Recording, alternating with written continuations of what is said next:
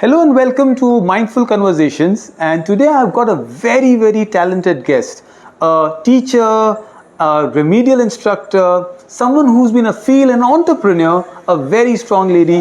Thank you and welcome, Dr. Chandralata. Thank you, Dawood. Ma'am, it's a pleasure. I know it's being very formal. I know her since a long time, the work she has done. It's wonderful to see the way you have grown Aakaar. Can you just go back and tell us what is Aakaar, Chandralata, ma'am? I started Aakaar at around 2009 and we were like three friends who started this all over, we were like a special educator, an autist and a speech therapist.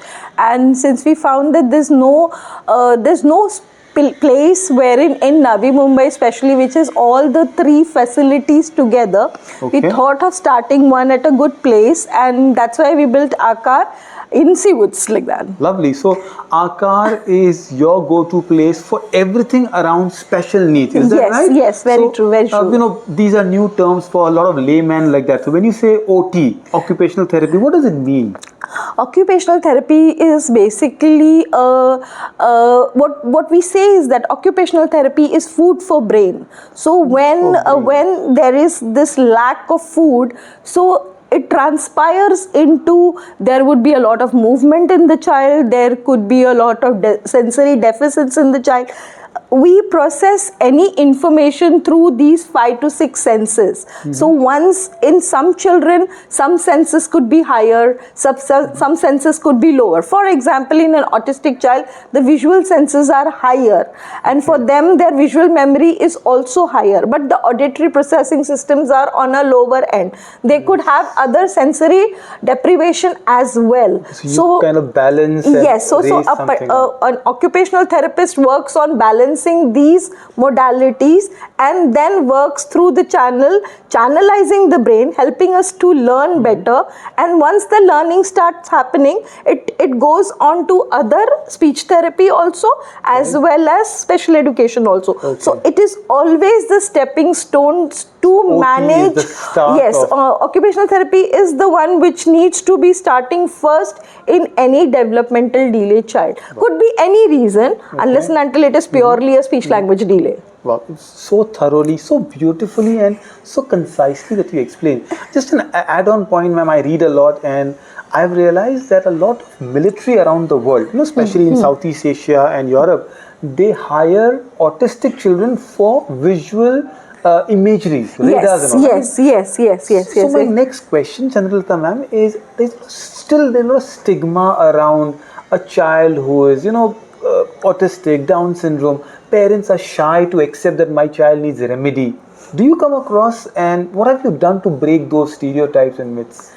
I believe initially, parents come to me at a very younger age, like children who are 2 years, we're getting like 2.1, 2.3. So at that point of time, it is very difficult for me to even break down to them ki such a thing is occurring or such a thing is there. Like probably an ADHD or an autism. But again, it's so early to diagnose somebody or pinpoint somebody to, these could be the factors, this is present, that is present. It is a very layman kind of a thing. Unless and until the child goes into 6 months of therapy or a year of therapy, and after probably 3 years, 3 years we kind of think of a diagnosis or what the difficulty the children are facing.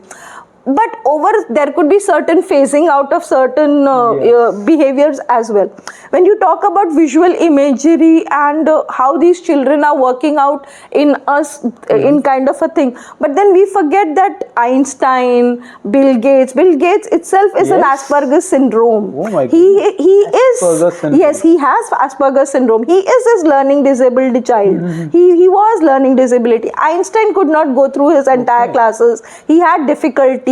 So any point of time, if we think about what I believe, that these children are different. Their ways and modalities of learning are different, and hence if we kind of provide them a very appropriate environment to study, an appropriate environment, or create a curriculum which is built for them and to work with them, I'm sure the other as you're seeing some of the kids who are coming to Aakaar, and we are doing NIOS with them. They're difficult to cater in a normal school, but it is not that they do not learn. They are extremely smart, they're very intelligent, their IQ is very high. So do you think Dawood, that they are not eligible to study?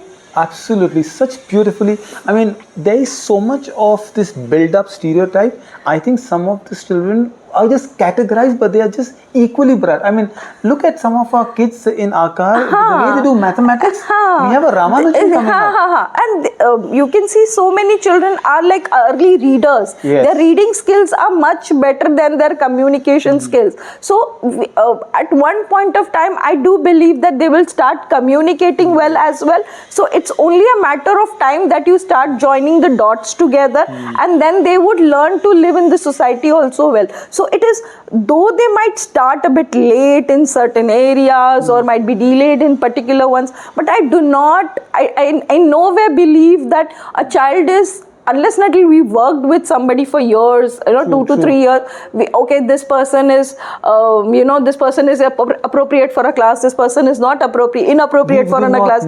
We do not know. We do not know. Patience is what we tell our parents. So I remember we went to meet Amir Khan after Tare Zameen Par, and my wife was interested in Amir Khan, but and it's genuine. So we asked him. I'm sure when I would have been, I would have also been interested. I mean, there's something he did with Sitare Zameen Par. Amir Khan specifically said, they said, what are you doing next? He said, मुझे जो आता था मैंने किया, मैं film maker हूँ, मैंने movie बना दी, अब आपको करना है. And I used to find ये क्या बोल रहे हैं.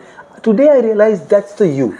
You are taking the conversation forward. Chanda ma'am, for a parent, when a child is diagnosed as a categorized as special child, तीन चीजें होती हैं. There is a panic.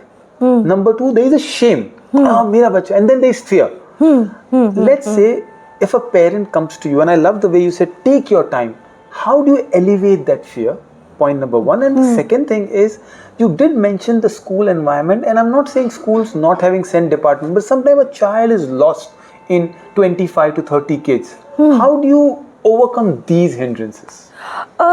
First of all, the fear, since the child is under therapy at some or the other institution or with some or the other therapist. So, the therapist becomes the guiding star for the parent. Therapist is the guiding star for the parent. Therapist is a Sayyara, right? Yeah, so the therapist becomes the guiding. So, the stages of learning are known to the therapist.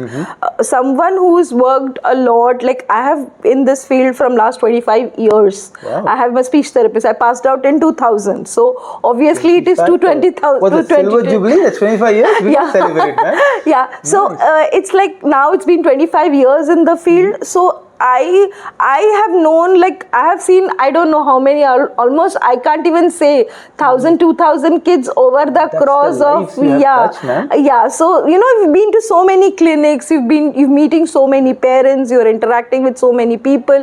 So across the entire span of my career that I have seen, I've been constantly telling parents, this will be coming at this point of time, this will be coming this at this point of time. Unless and until this comes in, there are milestones they need to know about. So only a therapist can guide you better when you are going through this. So we also know the stages like fear, shame, guilt, and then blame that goes on. They're all the 6 emotions that they grow through: pain, hurt, and then acceptance. Then this denial also. Initially it's a denial, how could this happen to me? How could this child be born to me? I haven't done anything wrong. I haven't eaten anything wrong. Oh, you took this. And then this is your parents' genetics. This is my parents' genetics. So all these things. What is a relationship?